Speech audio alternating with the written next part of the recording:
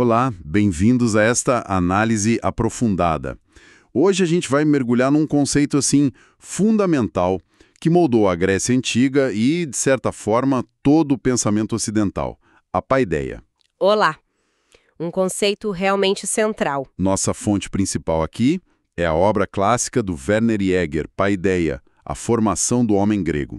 E a nossa missão, digamos assim, é explorar como os gregos viam a educação, né? Não só como instrução, mas como a própria formação do ser humano ideal. Exatamente.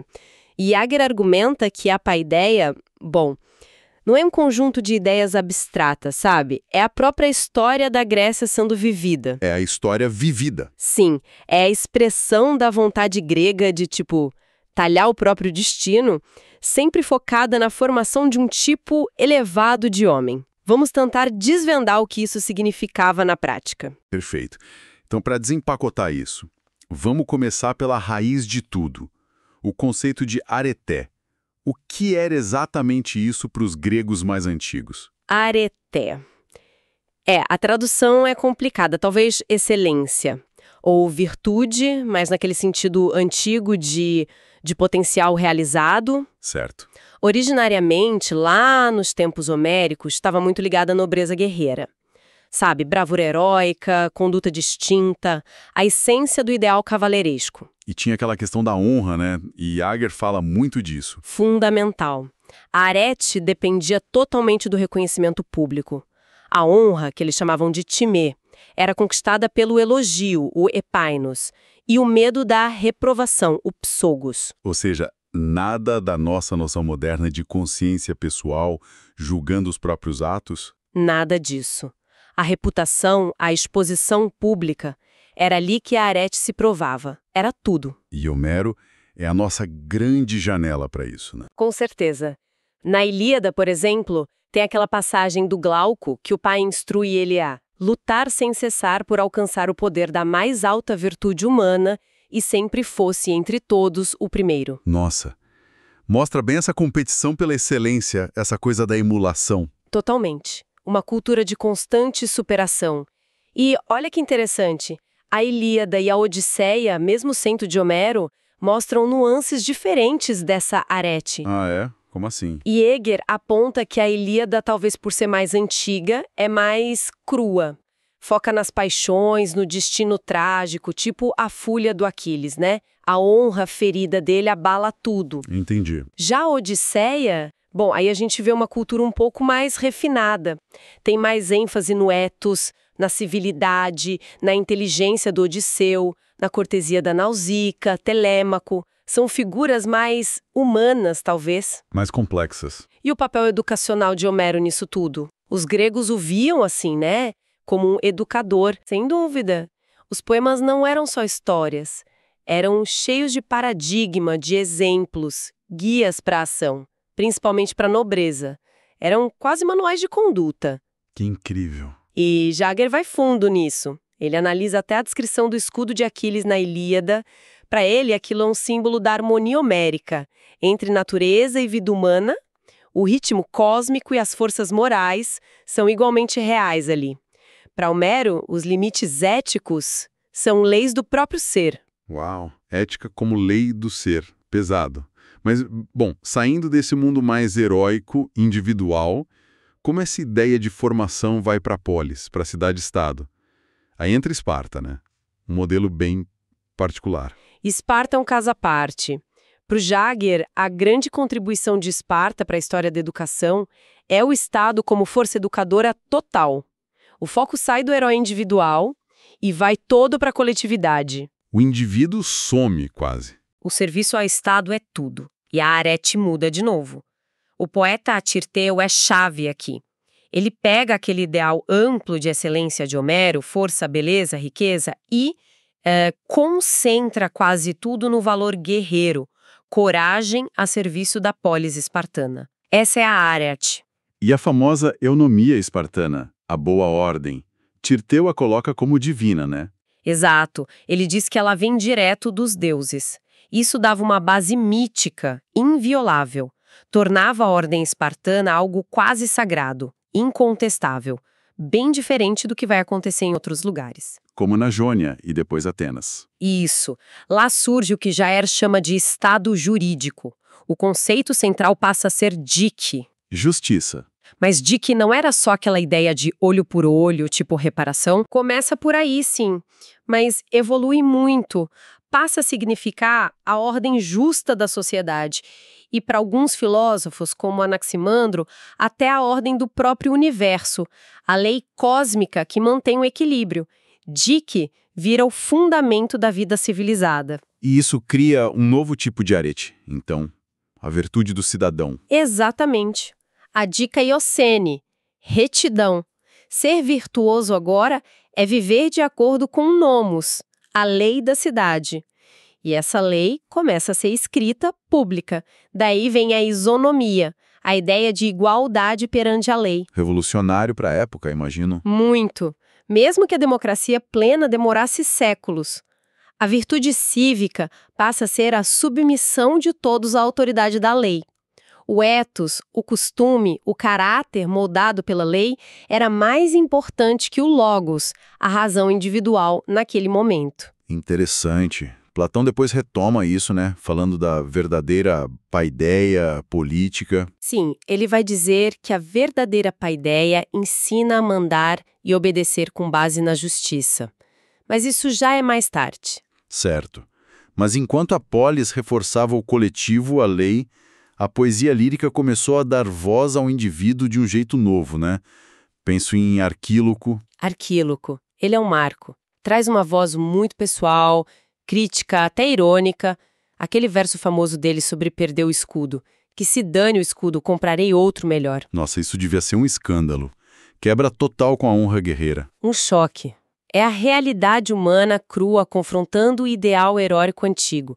Mostra uma autoconsciência diferente surgindo. E depois vieram outros, né? Minermo falando da brevidade da vida, do prazer. Sim, o foco no prazer individual, na juventude que passa rápido. Sem a loira Afrodite não há vida nem prazer. Uma melancolia muito pessoal. E Safo. A Safo, ela coloca o eros, o amor, no centro de tudo. Com uma profundidade de sentimento que, segundo Jair, chega a transformar a sensibilidade da época. É uma entrega total da alma, dos sentidos, uma dimensão nova da experiência humana sendo explorada. Que virada! Poesia explorando o eu e, ao mesmo tempo, a filosofia começando a buscar explicações racionais para o mundo lá fora, para a physis. Exatamente. Caminhos paralelos, mas ambos buscando um tipo de lei, né? Os filósofos jônios, Tales, Anaximandro, eles queriam o logos por trás da natureza. Depois vem Xenófanes. Que criticava os deuses de Homero. Isso, achava eles imorais, muito humanos, e propõe a sofia, a sabedoria, como arete suprema, mais valiosa que a força física. Aí vem Parmênides, com a lógica do ser, a dique, como necessidade lógica. É um caldeirão de ideias fervendo. E nesse meio surgem os sofistas, figuras polêmicas. Muito polêmicas. Eram professores itinerantes que aparecem para atender uma demanda nova nas cidades democráticas, prometiam ensinar a arete, principalmente a política e a retórica. Ferramentas essenciais para se dar bem na democracia, imagino. Com certeza. Eles eram mestres da prosa, interpretavam os poetas antigos, muitas vezes de forma bem utilitária, né? E levantaram debates cruciais. A virtude pode ser ensinada. O que é mais forte? Physis, a natureza, ou nomos, a lei, a convenção? Essa tensão entre physis e nomos é central, né? Fundamental. Alguns sofistas, como Hippiageles, chegaram a defender uma igualdade natural entre todos os humanos. Diziam, somos semelhantes, parentes e concidadãos, não pela lei, mas pela natureza. Criticavam as barreiras legais como artificiais. E Antifonte também, né? Dizendo que bárbaros e gregos eram iguais por natureza. Sim, isso abalou as certezas. Questionar se as leis eram só convenção ou tinham base na natureza abriu um espaço enorme para crítica social e política. Foram, de certa forma, os primeiros intelectuais públicos da democracia, mesmo sendo muito criticados depois, claro. E aí chegamos em Atenas, no período clássico. O auge cultural, mas também uma crise profunda com a Guerra do Peloponeso. E a tragédia parece ser o espelho disso tudo. Totalmente. A tragédia ática vive essa tensão. Ésquilo, o mais antigo, lida muito com a justiça divina, a dike, o sofrimento que ensina, o patos, o destino. No Prometeu Acorrentado, o herói que rouba o fogo para os humanos é chamado até de sofista.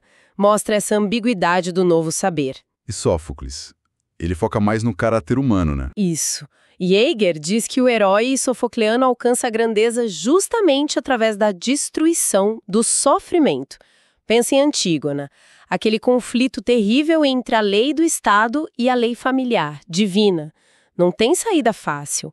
A nobreza dela está na resistência, mesmo que custe a vida. É verdade. E Eurípides, o poeta do iluminismo, como dizem. Exato. Eurípides já está totalmente imerso nas ideias dos sofistas. Os dramas dele questionam tudo. Mitos, deuses, valores tradicionais. As personagens debatem, usam retórica. Ele reflete a crise moral e intelectual da Atenas da guerra.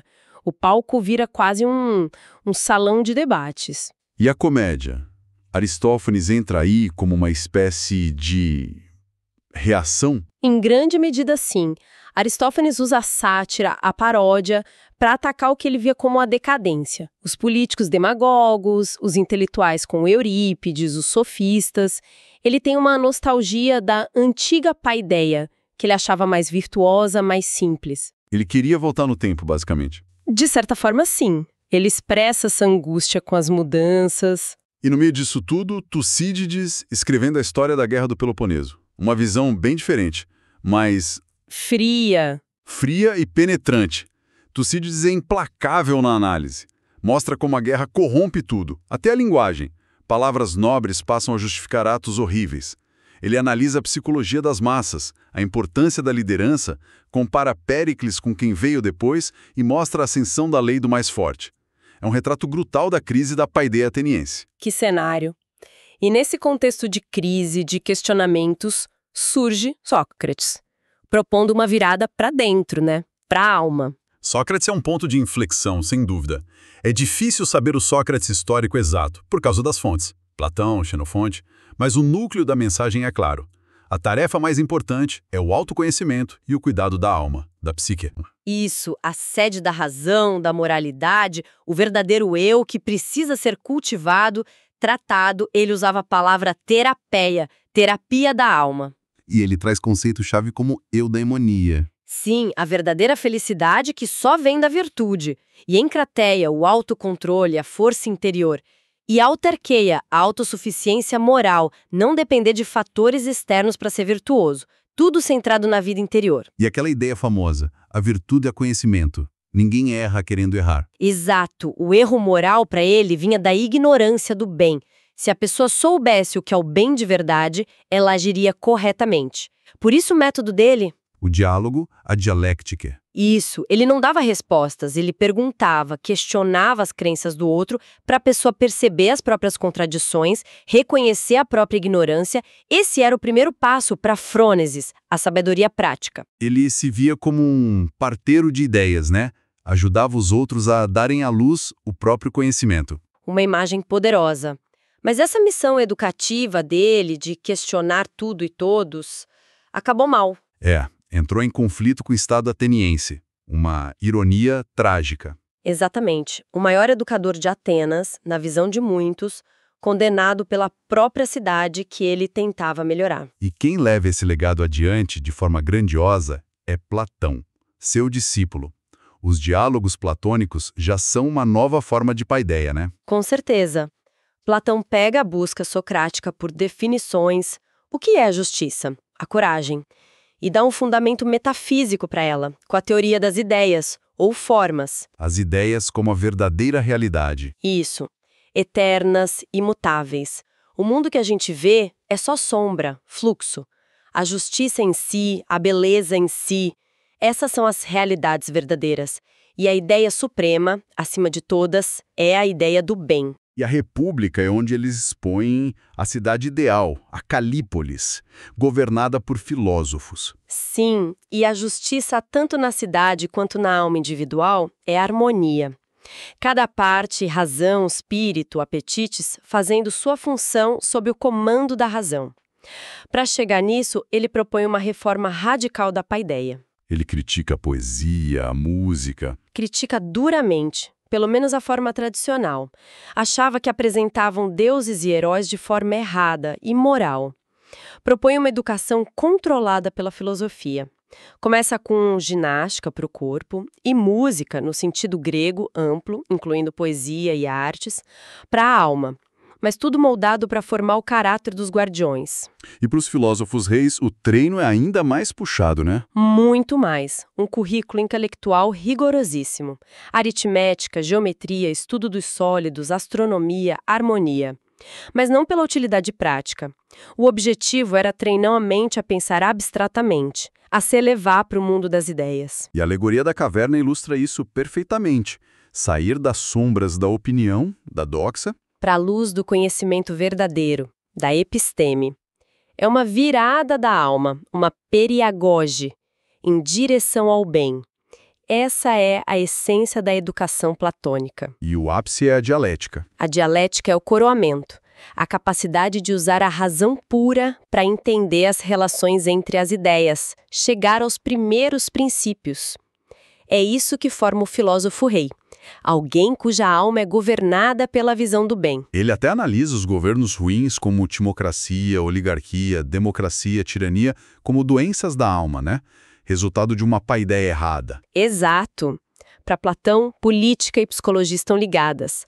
A forma de governo reflete o tipo de alma que domina na cidade. E isso depende da educação. A paideia correta é a chave para tudo. Para a alma justa e para a cidade justa. Uau! Que percurso! Da areste do guerreiro homérico, passando pela polis como educadora, pela poesia descobrindo o eu, a filosofia buscando a razão no cosmos e na alma, até Platão colocando a filosofia como a paideia suprema. É impressionante ver como essa ideia de formar ativamente o ser humano era tão central e consciente para os gregos. E o ponto central de Jäger é justamente esse. Essa busca grega pela paideia por formar o homem integral não é só um capítulo da história antiga.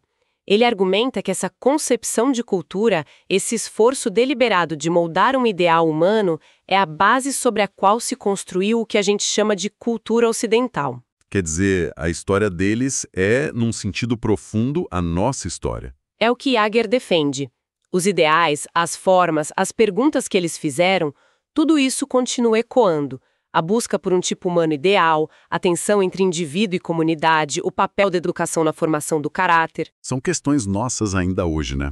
Com certeza. E talvez fique a reflexão, será que hoje, com toda a nossa especialização, com as demandas do mercado, será que a gente ainda tem uma visão tão ambiciosa e integrada do que significa educar? Do que significa formar um ser humano completo? O que a gente pode aprender com essa visão grega tão focada no desenvolvimento total, corpo, caráter e intelecto? Exatamente. Fica a questão para a gente pensar. Fica mesmo. Muito obrigado por nos acompanhar nesta análise da paideia grega. Foi um mergulho e tanto. Sempre um prazer discutir essas ideias. Até a próxima.